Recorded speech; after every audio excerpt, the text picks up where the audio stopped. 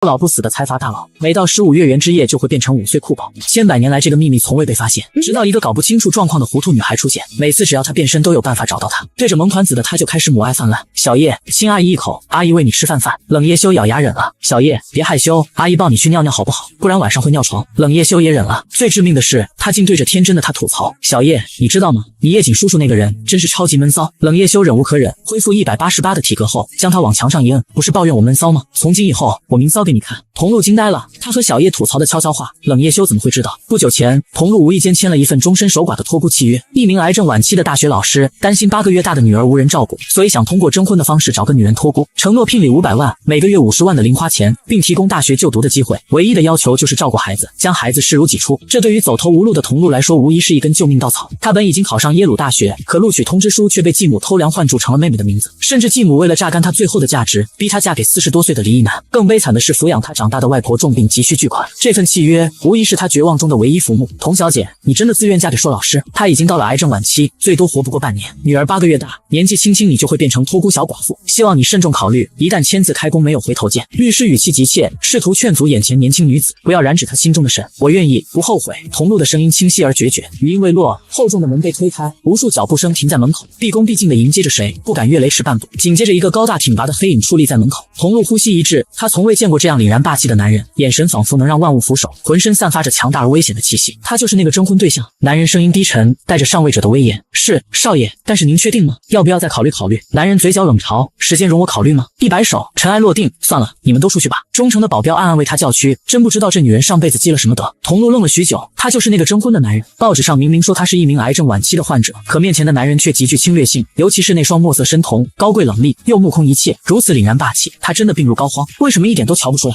男人径直走到他的面前，嚣张落座，一双正邪不分的墨瞳盯着他手中的笔。心甘情愿嫁给我是吗？确定不再考虑？桐路指尖微颤，心里踹踹不安。你真的会死吗？是，我会死。他是上位者惯有的低沉语调，非常肯定。不过我已经立下遗嘱，等我死后，你必须抚养珊珊，终生不得改嫁。倘若对她有一丝怠慢，将来我绝对不会轻饶你。什么？终生不得改嫁？怎么后悔了？男人冷笑，眼中尽是讽刺。这是一个为了500万就敢出卖一生的拜金女，实在是入不了他的眼。不，我不后悔，哪怕这是一条不归路，他也别无选择，只有嫁给他，才能解决他现在的困境，不是吗？桐路喉咙发紧，一笔一画签下自己的名字。桐路。私人律师暗暗不甘，却不得不将早已准备好的东西一一递到他面前。童小姐，这是500万聘礼，这是一份硕老师所在大学的录取通知书，还有一把大学校园内的职工宿舍的钥匙。你可以一边照顾他和孩子，一边读书，但是你们今晚必须洞房，洞房之后，这些东西才能交给你。说这话的时候，私人律师根本不敢看男人的脸色，因为男人的脸色已经冷到了极点，像是被逼着赶鸭子上架。可是私人律师也没有办法，只能硬着头皮说：少爷，您明天早上才能离开。说完就落荒而逃，退了出去。桐路抬眸看着倨傲俊美的男人，忽然红了脸。翌日清早，天还蒙蒙亮，男人就下了床，像是多待1秒都受不了，染着满身厉色，决然而去。临走前，他对他落下话：桐路，这辈子老老实实替我守护好家人，一分付出万分回报，你给我记牢了，否则你不会想要知道下惨。你放心，我会照顾好孩子。男人一走，他迅速离开了酒店，提起钱直奔医院。值不值他拒绝去想，他只知道外婆有救了，他也能继续学业了。一众车队从他的身边疾驰而过，清一色的劳斯莱斯幻影。男人嚣张静坐，正在听视频通话那端的孪生哥哥硕老师对他的评价：修，我调查过了，桐路是个心灵纯净的女孩子，善良有爱心，我就这么一个女儿，将来等我死后，让桐路照顾珊珊，我也能安心的走。所以你快签吧，签完我马上进手术室。心底纯洁，一个女人肯嫁给癌症晚期的患者，不是脑子有病，就是见钱眼开，无论如何都不讨喜。但她别无选择，因为她不同意，硕就不愿意动手术。医生说不能再拖下去了，若是再不动手术，硕会死。男人盯着结婚登记表，他拿起签字笔，浓墨重彩的在桐路旁边签下自己的大名：冷夜修。硕老师松了口气：修，不要怪我以不动手术逼你结婚，你现在深陷斗争的漩涡，祸福难测，我和珊珊都不想成为你的弱点。你走吧，不用来医院等待我的手术结果，就当从来不知道这个世界上有个双生子哥哥，回到你的世界去争夺你的天下。等将来凯旋而归，你记得一定要接他和珊珊回家，把珊珊过继到你的名下，让他们陪着你。冷夜修微微一声哼，除非他真把珊珊照顾好。伴随着他的话，一行车没入夜色，消失于天地间，仿佛从未踏足过这片土地。4年后，地狱酒店慈善拍卖会上，一枚看似普通玉佩正被激烈的叫价，桐路也是为此而来，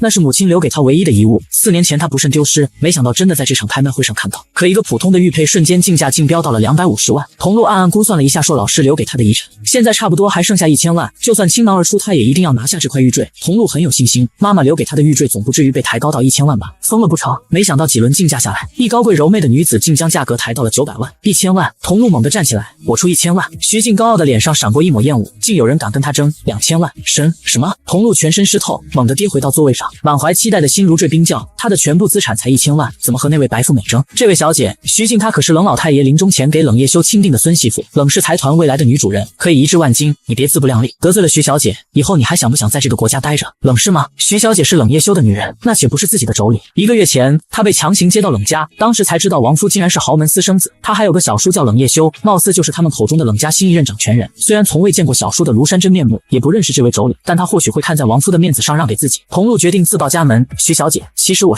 出1亿。静谧的大厅里忽然响起一个低沉狂傲的声音，犹如一颗重弹砸下，现场一片哗然。1亿？谁这么嚣张？他们是不是幻听？那块破玉坠值1亿，众人循声而去。只见一个气势逼人的男子闲庭踏步而来，那样高高在上，宛如最耀眼的太阳，瞬间将所有人化作尘埃。他的身后跟着10几个黑衣劲装的男子，皆是和他们的主子一样狂妄的表情，毕恭毕敬簇拥着他，仿佛簇拥着他们心中最至高无上的神体。居然是他，冷夜修，冷氏财团的新一任掌权人。童路惊得连连倒退，吓得有些喘不过气。那个男人竟然和王夫一模一样，他是硕？不可能，硕早就死了，他亲自办的丧礼。那他是谁？童路不知道，但他的脚步越来越近了，他禁不住浑身都在寒战，呼吸早已停滞。男人的目光并没有落在他身上，径直越过他，越过所有人，一个跨步跃上台，直接从掌柜上取下玉坠，目下无尘，锐利的墨色深瞳四下一扫，锁定住了目标。众人顺着他的视线望去，毫无悬念，徐静的身上。冷夜修长腿一迈，徐静的眼底难掩激动，看着那个朝自己走来的男子，立刻展现出最完美的笑容，暗自朝童路扬了下眉，像在炫耀什么，仿佛全世界最幸福的宠妃。可是冷夜修却直接掠过了徐静，径直朝毫无血色的童路走去。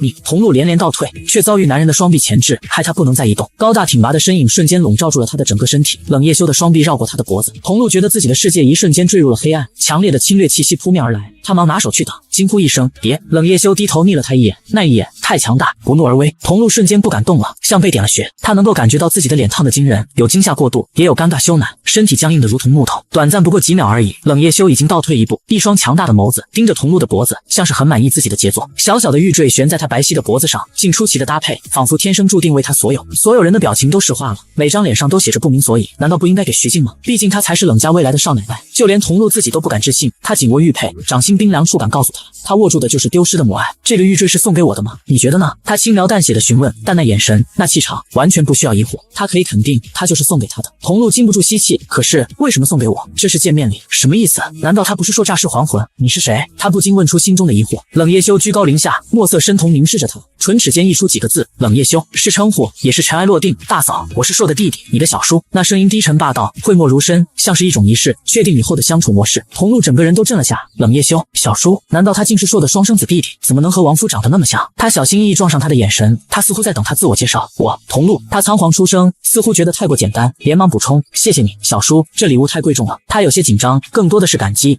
冷夜修的及时相助。我真不知道该如何感谢你。冷夜修注意到他的情绪，深目闪过一抹复杂的心软，先动薄唇，这是你应得的。他早就说过，一份付出万分回报，他把珊珊照顾得很好，他必须有所表示。他这个人的规矩就是有功必赏，有罪必罚。冷夜修偏头睨了眼徐静，嘴角掀起一抹冷笑，你还要出嫁吗？语调轻缓，却令徐静如坠冰窟。修，我不知道，她是你的嫂子。冷夜修的眸色一暗，你叫我什么？徐静立刻改口，修少。他想要暗示自己的身份，挽回面子，却忘了冷夜修最忌讳他随便给他取昵称。徐静赶紧放低姿态，大嫂，对不起，没想到大水冲了龙王庙，自家人不认识自家人，这个玉坠很配你，你还不算自家人。冷夜修一句话甩出去，很轻，却像是一巴掌，狠狠地甩在了徐静的脸上。徐静面色极其尴尬，他还没过门，确实不算自家人，但两家联姻是定局。徐静深呼吸一口气，一件小事不会影响婚事，他有那个自信，正要开口，突然冷夜修握住了童路的手，童路一惊，想抽回手却抽不回，被他牢牢的钳制，他茫然无措。冷夜修拉着他径直越过徐静，大步走向一直空着的尊贵席位，嚣张落座。还有谁要叫价？当然没有。现场鸦雀无声，谁都没有想到竟会看到这样一出局。主持人后知后觉地回过魂来，立刻道，还有没有人要叫价？1亿1次，1亿2次，1亿3次，恭喜童小姐。咚的一声，拍卖锤落下，童路的心微微有些激动。他坐在冷夜修的身边，鱼眼偷偷打量他，灯光勾勒出他完美的侧颜，宛如精心雕琢的艺术品，迷得人移不开视线。他听到自己的心疯狂的跳动，脑子里无意识地闪过洞房夜被丈夫欺凌的那一幕幕羞人的画面，最后映出的竟然都是眼前这张脸。天呐，童路咬住自己的唇，他在瞎想什么？镇定，不要乱了方寸。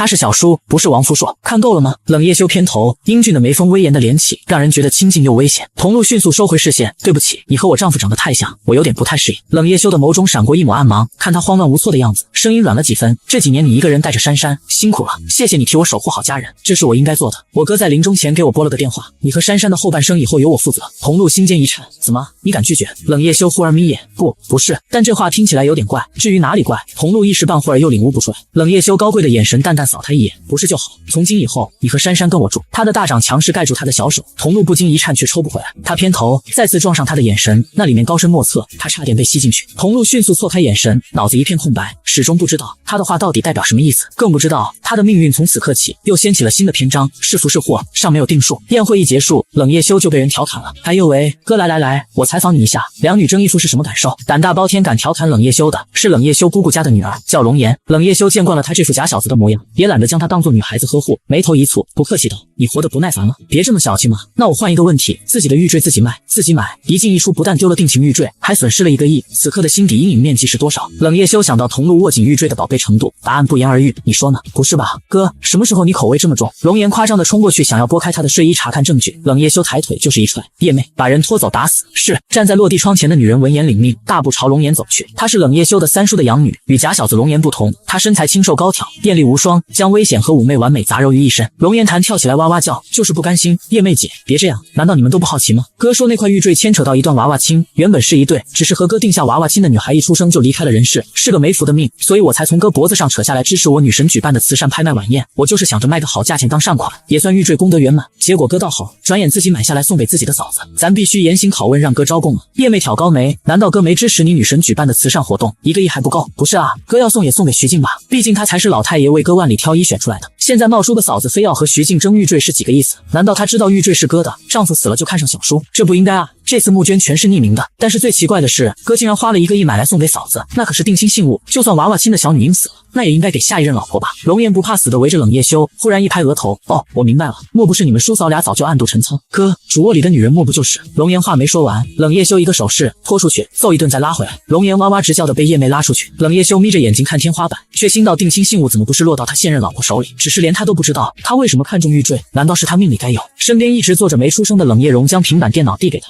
他是整个冷家和冷夜修关系最好的堂兄弟，暂时查不到前任总统挪用的秘密资金的走向，但可以肯定数额巨大，不管是判死刑还是无期役或者赦免，都要国民能够理解才能实现。二伯府一上任就遇到这件事，处理起来可能会比较麻烦，正是因为麻烦，所以不如由我们出手继续查。另外给国会施压。冷夜修滑动平板电脑，眯着眸子，二叔刚坐上总统，处理起来稍有不慎就会引起民怨，他做个让人拥戴的总统就好，那些惹人恨的事情我们来解决。他说完又补充一句，和其他家财团商定的会盟时间定好了没有？定好了，但是那一天是月圆之夜。冷夜修深目一凝，月圆之夜，这么巧，月圆之夜他怎么可能出现得了？童路回到冷家庄园，发现珊珊不在常住的客房里。童小姐，珊珊小姐被修少派来的人接走了，对方留了话，让你回来之后直接收拾东西去修少住的那栋别墅，以后你就随他一起住，治不好吧？冷夜修是他的小叔子，还和徐小姐有婚约，他跑过去和他住算怎么回事？童路无比真诚地看着女佣，你能不能把珊珊给我接过来？童小姐，修少那里我没权限进去，冷家庄园坐地几百亩，分散着10几栋别墅，每一栋别墅都自成一体，我们佣人不能随便走动的。别墅是佣人，修少住的别墅可是冷家的权力中心，是整个冷家所有男士最向往的圣地，很多主子穷其一生也未必能踏得进来的。童路满脸苦涩，有那么夸张吗？又不是住总统府，您不知道吗？总统阁下和修少是叔侄，关系比父子还要好。童路猛地睁大眸子，什么叔侄？童小姐，你这副惊讶的表情，难道不知道总统阁下也是冷家出来的？您住了1个月，难道都没把婆家的背景搞清楚？童路心说我知道一些啊，但女佣已经迫不及待和他科普，生怕他是个正盲。您的婆家冷氏家族呢，现在位列10大财团的榜首，新上任的总统阁下就是冷家的代言人哦，而修少呢，就是总统阁下的钱袋子和军功后盾呢。政治和金钱从来都是不分家的，相辅相成，相互依赖。童路觉得他不去当政治教员，跑来当女佣真是天妒英才啊。不过话题是不是扯得有点偏？童路一直磨磨蹭蹭到深夜才决定前往冷夜修的别墅，一路畅通无阻，并没有人拦他。他蹑手蹑脚地走上台阶，踩着脚尖格外小心翼翼，落在别人的眼里颇有点做贼心虚，像个女小偷，鬼鬼祟祟地做什么。2楼的楼梯口突然传来男人低沉磁性的嗓音，威严冷酷啊！童路吓得一时慌了神，一脚踩空，整个人不受控制地的往下倒，眼前忽然黑影一闪，一只手稳稳地拖住他的腰。他惊魂未定的抬眸望去，猛地撞上一双高深莫测的墨色深瞳。幻觉，一定是幻觉。他刚刚不是在2楼楼梯口吗？怎么眨眼就接住他变成1楼楼梯口了？瞬间转移也不可能这么快。冷夜修眉心一蹙，慌慌张张做什么？怎么这么晚才回来？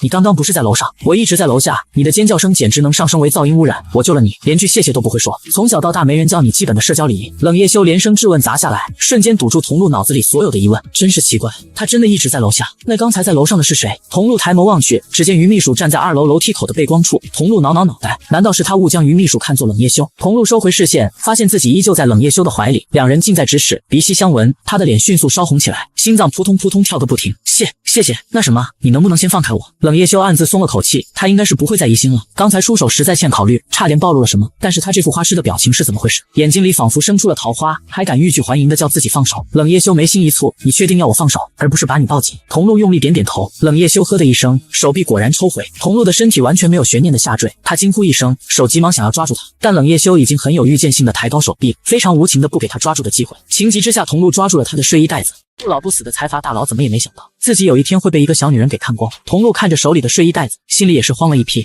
对不起，我不是故意的，我什么都没看到。真的，他没看到又如何？用都用过了。冷夜修非常不客气的道破事实，童路被噎得半句反驳的话都吐不出来，只想立刻消失。请问珊珊在哪？楼上左手边第3个房间。谢谢晚安。冷夜修话都没说完，童路却噔上楼逃得飞快。冷夜修看着他一溜烟消失了的小身板，他还没说完的话是，但那是我的房间。童路找到房间，疲惫的想在此暂住一晚。他泡在浴缸里，想要好好放松一下，可无意间却发现不对劲的地方，这浴室里怎么都是男性用品？这时门外传来于秘书的声音：“童小姐，修少不喜欢别人用他的浴室，尤其是浴缸，他有洁癖。”童路心头一紧，如果已经用了呢？然而外面再无回应。更糟的是，他发现自己根本没带浴巾，纠结再三，他最终还是裹紧浴袍走了出去。然而下一秒他就僵住了。冷夜修正抱着珊珊，好整以暇地坐在卧室的沙发上。冷夜修眯着眼睛盯着他身上的浴袍，我不是说过不许用我的东西？可是我没有带浴巾，我刚才喊了半天，你又不帮我送。珊珊眨眨眼睛，机灵缓解冷凝气氛。妈妈，你快看，爸爸是不是和照片里的爸爸一样，帅杀一片？童路强迫自己镇定，珊珊他不是爸爸，叫叔叔。珊珊把小嘴一歪，就是爸爸。真的不？童路话音未落，冷夜修敛了敛眉色，直接打断他的话。我已经把珊珊过继到我的名下，以后珊珊就是我冷夜修的女儿，这样不太好吧？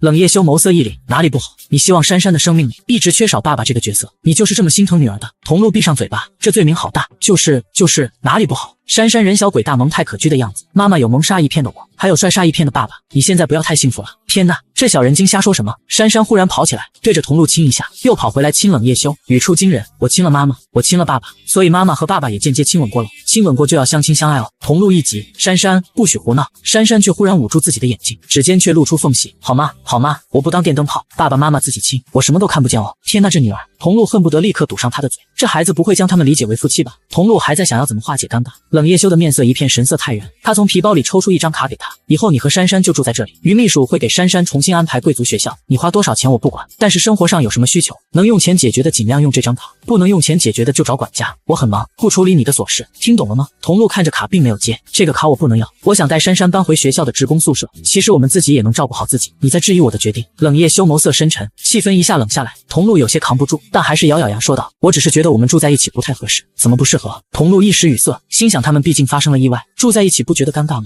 冷夜修似有洞察人心的能力，一眼看出他的纠结所在，忽然一声嘲讽冷笑，难不成你以为因为有了今天的事情，从今以后关系就不一样了？或者你觉得从今以后我会抵挡不住你的魅力，搞不好会偷偷潜入你的房间？童路脑袋轰然炸开，我不是那个意思，但寡妇门前是非多，注意一点总是好的，你不觉得吗？冷夜修没有接话，但那不动声色的表情却给人难以承受的压迫感和威胁感。他忽然起身，一把抓住童路的手臂，童路的脑袋嗡嗡作响，他想逃，立刻冷，小叔，你放开我，你这么紧张，是在幻想什么不干净的事情？童路的心乱的不行，没有，我没有，真的没有。冷夜修冷笑一声，将卡强硬塞在他手里，照顾你们只是因为我答应过了我哥，若是他不在了，我会对你和珊珊负责一辈子，所以从今以后你们必须住在这里，没得商量。他的声音很轻霸道的宣告。童路深呼吸一口气，叔嫂住在一起真的合适吗？冷夜修没有丢给他更多谈判的机会，你的房间在隔壁，现在可以抱着珊珊去睡觉，我要休息了。最终为了女儿能得到更好的教育和未来，童路还是住下了。不过冷夜修真的很忙，几乎神龙见首不见尾，他心底那点纠结貌似真的有点可笑和庸人自扰。其实他也很忙，因为之前报名参加了 APEC 领导人非正式会议的志愿者，所以当会议拉开序幕，他这个小角色都忙得脚不着地。然而在他热情的做会场服务时，他竟意外重逢了初恋男友施阳。露，好久不见，好久不见，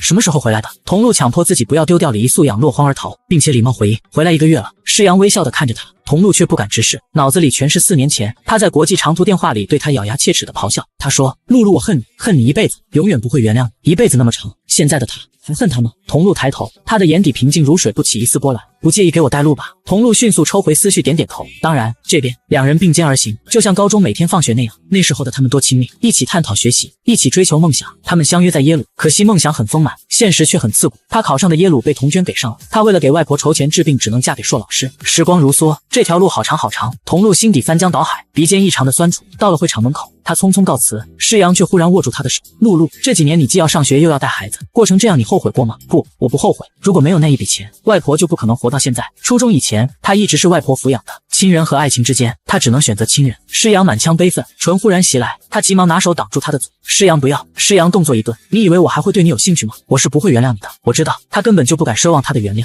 我结过婚了。施阳像是被人狠狠打了一巴掌，怒视着童露，你说你结婚了，你的丈夫在哪？正说着，远处长长的走廊上，忽然有一队人马浩浩荡荡而来，警卫清场，大家纷纷退居两侧避让。一个凛然傲气的男人众星捧月般而来，仅仅一个侧脸就给人惊心动魄的震撼感。那个男子不是别人，竟是多日不见的冷夜修。施阳见人越来越多，猛地松开了他，转身大步走进会场。童露像是被抽走了所有力气，望着他离去的背影，眼泪没出息的滚落出来。快看，是冷夜修！周围响起兴奋的低呼。童露循声望去，下意识拿手挡脸，随即又觉得好笑。隔着这么多人，他怎么可能注意到自己？然而正走向会场的冷夜修目光一扫，竟精准地捕捉到了他眼角一滴泪滑落，表情极其哀怨悲伤。他的瞳孔机不可察地收缩了一下，童露的心咯噔一下，害怕被他发现，下意识地转身就走，手臂却忽然被人拉住。冷夜修蹙着眉头，什么也没说，但那一眼不怒而威，根本不容许他逃。您好，您好。好一句生疏的称呼。冷夜修嘴角闪过一抹冷笑，哭什么？没有。沙子进了眼睛。冷夜修皱着眉瞪他，敢撒谎？他扣着他的手腕的力道不由得加重。童露吃疼的皱紧眉头，周围投来的目光让他觉得既尴尬又狼狈。他试图挣脱，谢谢您的关心。冷夜修什么都没说，抬手抹掉他眼角的泪。这里是会场，不是你随便闹情绪的地方。作为志愿者，不能把个人情绪带入工作中，这一点培训的时候没有人教你。童露的脸火辣辣的，连忙躬身点头，我会注意的。那就好。冷夜修觉得自己有点自作多情，清冷出声，自己调整一下。他手一松，没有再逗留，大步走进会场，消失在童露的视线范围内。他指腹微凉的温度却依旧停留在他的脸颊上。傍晚，童露奉命送资料至3楼会议室，却在电梯口撞见施阳和多年未见的妹妹童娟。姐，真的是你？上午施阳说看见你在这里做志愿者，我还不信呢。童娟依偎在施阳的怀里，满脸幸福。我正想找个机会告诉你，我和施阳在耶鲁上学时就交往了，如今一起回来发展，你不会介意吧？童露抱紧资料，强壮镇定。当然，我就知道你一定不会介意，毕竟你都已经结过婚了。施阳，你听到了吧？我就说我姐不会介意。施阳一直盯着童露的脸，像是要说什么。童娟忽然呛了话：施阳，我和我姐说点私房话，你先过去吧。等到电梯里只剩下他们两个，童娟一改亲和，扬起高人一等的姿态：姐，给你打个预防针，施阳现在是我的男朋友，你可别因为死了丈夫就觉得你们还有可能。施阳是不可能再吃回头草的。童露不想搭理童娟，我是来工作的，不是来和你抢男友的。你紧张什么？难道你对自己拴住男友的本事没自信？你嚣张什么？一个志愿者，如果不是跑过来做跑腿的事情，你以为你能够进入这样高端的晚宴大楼？童娟昂首挺胸，犹如骄傲的小孔雀。我就不一样了，我是陪同施阳来参加晚宴的，你只配服务我们这种人，我会没信心。参加晚宴？别搞笑了，晚宴请的是各国元首和配偶，你最多也就是来观看烟火表演的。晚宴大厅，你进得去吗？被拆穿的童娟有些恼怒，却始终扬着高傲的下巴。那又怎么样？那我也是宾客，是施阳的女朋友，而你不过是个服务人员，更是寡妇。童露不再理会，电梯一到，大步走出电梯，心底却很难受。可他有什么理由责怪施阳变成他的妹夫呢？毕竟是他先放弃了那段青葱爱情。他来到305会议室，经过严格安检后被放行。会议室内坐满了人，个个都是气度不凡的佼佼者。总统阁下正坐在首位，童露却一眼看见冷夜修，他斜倚在那里，漫不经心地把玩着手中的饼。童露努力缩小自己的存在感，将文件一份份摆在参会人员的面前。然而，当他将最后一份文件放在冷夜修面前时，他淡淡扫了他一眼，眉心一敛，随即拿起手机打开自拍模式对准他。不明白的童露一看，差点没立刻捂住自己的嘴巴，他的嘴角竟然有一粒饭粒，他绯红着脸迅速抹掉，丢脸丢大了，恨不得拔腿就跑。冷夜修却将桌子上的空咖啡杯递给他，意思很明显，去给他泡一杯咖啡过来。这种时候为什么不让他永远消失？这个男人是不是有点为难人？肯定是故意的。童露丢脸又愤愤地去泡咖啡，他决定不给他的咖啡里加糖。冷夜修抿了一口，眸色深了些，100手重新泡。童露愕然，这算不算自作自受？悲催地重新给他泡了一杯，这次加足了糖，但是他抿了一口，脸色冷酷看着他，重新泡。童露委屈，来来回回折腾了5次，到了5杯咖啡，他毕恭毕敬把咖啡送上去，小脸紧蹙，用口型无声求饶：我错了，真的，再也不敢了，小叔大人饶命。冷夜修瞥了眼他此刻这副楚楚可怜的表情，和床地间承受不住他的力道时候求饶的表情如出一辙。那时候的他比现在多了几分娇羞，鼻息间闻到他身上淡淡的体香，很好闻。算了，就饶过他这一次，终是100手。大大赦天下。童路松了口气，刚要离开，结果会议上别的人竟也把他当做了咖啡小姐使唤。冷夜修面上无波无浪，墨色深孔却机不可察的一收缩，童路莫名有些如芒在背的危机感，忽然肚子发出咕咕叫的声音，声音还不小。天哪，送给他一根面条让他抹脖子吧。他不敢抬头，参会人员却都无声的虚掩着唇。总统阁下平易近人的一笑，差不多到迎客的时间了，会议就到这里吧。咖啡小姐也可以去填填肚子。童路窘得想捂脸，总统阁下也爱给人取外号吗？总统阁下对不起，没事，叫我二叔就行。伴随着总统阁下的一句话，参会的人员纷纷看向他，此刻才恍然大悟，难怪一个穿着志愿者制服的女孩能进来端茶递水，竟然还有这层背景。童路简直受宠若惊，总统阁下竟然也知道他，忍不住有些飘飘忽，脸上瞬间贴上大写的皇亲国戚。待参会人员鱼贯而出之后，童路特别紧张激动的认清，二叔您好，我叫童路，修跟我提过你，等会儿随修一起去参加晚宴吧。总统阁下多看了童路两眼，不知道为什么，仿佛能够从他的脸上找到一抹遥远的熟悉感，不自觉间便多了几分慈爱。这不太好吧？我是志愿者，有什么好不好的？志愿者也有个饿得咕咕叫的肚子，工作餐都不给足，且不是显得我这个总统当得太抠门。童路笑得好尴尬，总统阁下这是黑色幽默吗？他偷窥了眼站在旁边的冷夜修，发现他嘴角也闪过一抹取笑的弧度。他发现他看过去，转眼间沉下脸来，走吧，带你去换一身正装，别又出丑，再丢我的脸你就给我自裁谢罪，这还用你说？打死也要保持形象，再出丑就真该上吊不活了。童路做了个抹脖子的动作，他被冷夜修带去换上一身温婉大方的礼服，挽着他的手步入国宴规格的晚宴大厅，手心沁出薄汗。冷夜修偏头扫了他一眼，目光深沉高贵，若是再丢脸，今晚回去给我睡杂物间。童路昂首挺胸，学着他将红地毯两边的人群当空气，进入晚宴大厅。冷夜修带着他走到一张圆形餐桌前，他亲自为他拉开椅子，举手投足间说不出的优雅霸气，真绅士啊，真是个能够让女人失神的男人。那强大的气场更是无他男人无法媲美的。冷夜修瞥了他一眼，学没学过国宴的用餐礼？餐具怎么用会吗？童路盯着面前一整套彩瓷餐具，大大小小30多件，两眼已发黑。他第一次参加国宴，还是皇家盛宴，没经过培训哪里懂？他心虚的摇摇头。冷夜修早猜到，语气冷酷，威胁力十足，那就看我怎么用，跟着学，丢了脸要你好看。童路立刻坐直身体，打气12分精神，吃一顿饭比上专业课还认真。冷夜修机不可察的扯了个笑，很淡，迅速敛去。晚宴没有结束之前，童路提前离了场，换了装加入志愿者的队伍。他举着提示牌，正引导代表们前往乘车点时，童娟挽着施阳的手走到他面前，语带炫耀：“姐，很辛苦吧？今晚的烟火表演真好看，你什么时候下班？要不要搭我们的新宝马送你一程？毕竟这里离地铁站可不近哦。”“不用了。”话音刚落，一列队的超豪华加长版劳斯莱斯停在他们的面前，两个保镖下车，拉开其中一辆车的车门，毕恭毕敬地对童路说：“童小姐，请上车。”童娟瞥着旁边的车，眼睛都亮了，朝着车子探了探头，想要看看车子里是什么人，却被保镖拦下：“请退后5米，车子里的人不是你能随便窥探的，有什么了不起？这停车场的路是你们家的吗？”童娟脸色极其难看，心里莫名嫉妒又不甘。你们是什么人？童路是我姐，你们要请她上车去哪里？我告诉你们，我姐可是死过丈夫的寡妇，还有个孩子呢。施阳皱了下眉头，童娟怎么说话的？童娟忽然露出委屈的表情。施阳，我也是为我姐着想，你又不是不知道，我姐为了钱什么事都干得出来，当初就是为了钱嫁给我死去的姐夫。这大晚上的，万一又为了钱做出什么出格的事情怎么办？童路冷瞥他一眼，童娟你闭嘴吧。施阳也冷下脸来，当初他是为了凑钱给他外婆治病，如果你父亲肯施以援手，他也不至于走投无路到那一步。童娟眼眶忽然红起来，施阳你什么意思？难道你现在对我姐还念念不忘？难道我爸还要负责一个情妇的母亲生病的事？我没有。施阳看着大排场的车子要接童路上车，心情莫名烦闷。算了，你在这等着，我去把车子开过来。童娟看着眼前一纵队的超豪华劳斯莱斯，瞬间觉得自己那辆新宝马一点都不值得炫耀。再看看童路，心里又恨又嫉妒。姐，你不会是晚上兼职出去卖吧？还是说你当了某个大佬的小三？我都不知道，原来做也会遗传哦。你和你妈还真是一个德行。童路闻言厉眼扫去，童娟你够了没有？到底谁妈才是小？别人不知道你自己也不清楚吗？他母亲因为没有到未婚年龄就跟了父亲，亏就亏到没领结婚证，父亲考上公务员攀上继母，两人领了结婚证，继母对外散播流言，倒打一耙说他妈是小四，甚至把他的年龄改小1岁，变成父亲和继母领证后冒出的私生女。童娟一恼，扬手一个巴掌毫不客气地甩过来，童路脸上瞬间就映出一大条血色。端坐在车子里的冷夜修注意到车外的变故，面色瞬间阴沉下来，刚要下车，童路已经钻进车子里催着开车，他可不想变成停车场里围观的对象。冷夜修猛地捏住他的下巴，抬起他的脸，看着娇小的脸上出现的一道伤口，眸色瞬间染上火光，他竟然在他的面前被伤成这样。于秘书在那个女人脸上画上一道加倍的。算了，冷夜修声音一沉，算了，你以为我孩子他妈是可以随便伤的？童路心扑通一跳，这话是不是有歧义？于秘书推门下车，车外忽然传来尖叫声，车队驶离。童路靠着车窗，心底堵得厉害，手臂忽然被人一拉，娇小的身体瞬间落入男人伟岸的怀抱。他一惊，下意识想要起身，却被男人牢牢地锁住腰身。冷夜修眉心一蹙，去他一眼，低声警告：不许动！你要做什么？他不想再被他看到狼狈样。冷夜修根本不理会，修长的指尖抚摸着他戏谑的伤口，微凉的触觉让童路的心一颤一颤。他尴尬地别开脸，不碍事几天就好了。冷夜修沉着脸不说话，眼神却非常可怕。童路禁不住噤了声。冷夜修盯着他的目光，不知何时多了几分热意。他抬眸间撞上他的眸子，心脏都漏掉了半拍，迅速收回目光。是不是特别丑？没有。他摇头。状似不在意的随口问：“当初结婚是为了筹钱给你外婆治病啊？”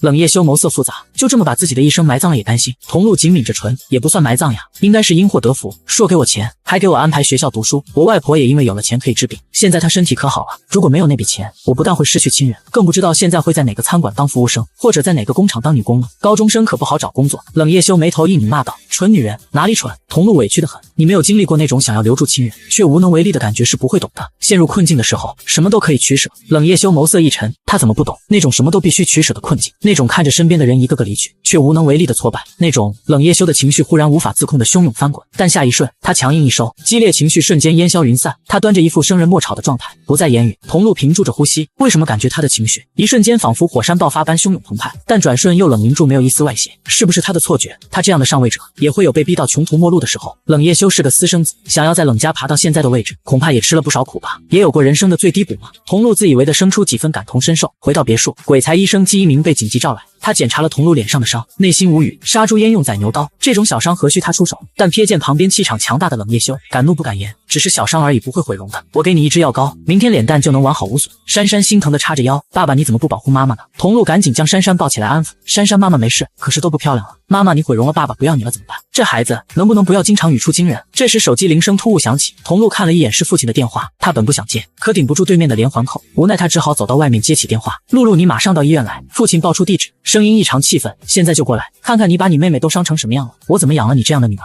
女孩子的脸有多重要你自己不知道？我当然知道，在给我打电话之前，你调查过事情的始末吗？我的脸被童娟划了一道很大的口子，童娟告诉过你吗？她的脸重要，我的脸就不重要。事情是这样，童府顿了一下，在那边聊了几句，又说你妹妹说她不是故意的，不小心划伤了你，你就专门找人在她脸上划了更深的，你的报复心怎么这么强？童露满腔情绪，我如何有能耐叫人报复她？你还敢狡辩？你妹妹说你上了一个大人物的车，小年纪不好好读书，不是结婚就是把心思放在旁门左道上，你给我马上过来，我是志愿者，负责给一位参会发言人提供联络服务，上他的车只是送他去下榻的住所而已，难道我上了一个人的车就是要跟他去上床？我在你眼里就是这样不堪的女儿？童露愤怒地挂断电话，幸好他从来没渴望过父爱，寡妇门前是非多，他也不想让更多的知道他和小叔子住在一起，免得给自己和小叔招惹来麻烦。客厅里，冷夜修蹙着眉头，脸色很不好看，不经意间将童露和他父亲的通话听得一清二楚，倒不是他有偷听欲，而是他的听力和视力都比常人发达100倍，想不听到都难，因此有点同情童露，因为他自己也没享受过父爱，所以特别理解此刻童露的心情。看见他若无其事地走回客厅，他没有给予安慰，就当做什么也没听到。有些安慰是多余的，很多人都不希望被掀开心底的隐伤，包括他自己在内。可到了深夜，隔壁房间女人压抑的抽泣声传入他的耳朵里，导致他烦躁的无法入眠。有什么好哭的？不就是生了个没娘疼爹又不爱的命，跟他差不多。童露也不知道自己在哭什么，可眼泪就是滚得日月无光，怎么都停不下来。想到早亡的妈妈，想到唯一爱过的师阳，想到这几年的艰辛，想到父亲一直以来的偏心，各种情绪纷至沓来，心难受到极点。冷夜修翻了个身，不堪其扰的拿枕头盖住耳朵，可惜根本无济于事。女人这种水做的动物，一旦打开泄洪的口子，想要止住水涌出来，除非把她做晕。一声一声的抽泣不绝于耳，她猛地坐起身来，直接推开2个房间的一道暗门。童露不敢置信的揉揉眼睛，看见一个男人从镜子里走出来，不是推开镜子走过来，